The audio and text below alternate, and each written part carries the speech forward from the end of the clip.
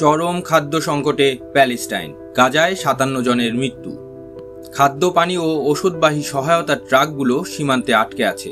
ইসরায়েলের সম্পূর্ণ অবরোধে ফিলিস্তিনের গাজা উপত্যকায় খাবার না পেয়ে ৫৭ ফিলিস্তিনির মৃত্যু হয়েছে বলে জানিয়েছে কাতার ভিত্তিক সংবাদ মাধ্যম আল জাজিরা। এদিকে চিকিৎসা ও বেসামরিক প্রতিরক্ষা সূত্র জানিয়েছে শনিবার ৩রা মে ফিলিস্তিনের অবরুদ্ধ গাজা ভূখণ্ডে ইসরায়েলি হামলায় একদিনে কমপক্ষে আরও ৩৯ ফিলিস্তিনি নিহত হয়েছেন। আহত হয়েছেন আরও অনেকে। অবরুদ্ধ গাজা উপত্যকায় মানবিক সহায়তা, অবাধ প্রবেশ নিশ্চিত করতে জাতিসংঘ সহ বিভিন্ন আন্তর্জাতিক মানবাধিকার সংস্থা জোরালো আহ্বান জানিয়েছে।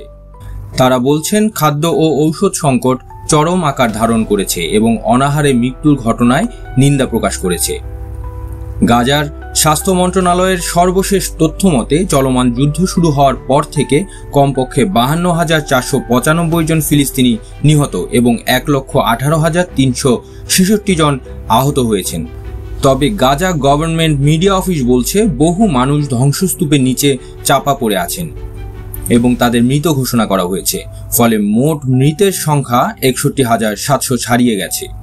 ২০২৩ সালের ৭ অক্টোবর হামাসের নেতৃত্বে ইসরায়েলে চালানো হামলায় ১,১৩৯ জন ইসরায়েলি নিহত হন এবং ২০০ জনের বেশি লোককে জিম্মি করে নেওয়া হয়। এই ঘটনার পরই গাজায় ইসরায়েলের ভয়াবহ সামরিক অভিযান শুরু হয়, যা এখন পর্যন্ত থামার কোনো লক্ষণ দেখা যাচ্ছে না।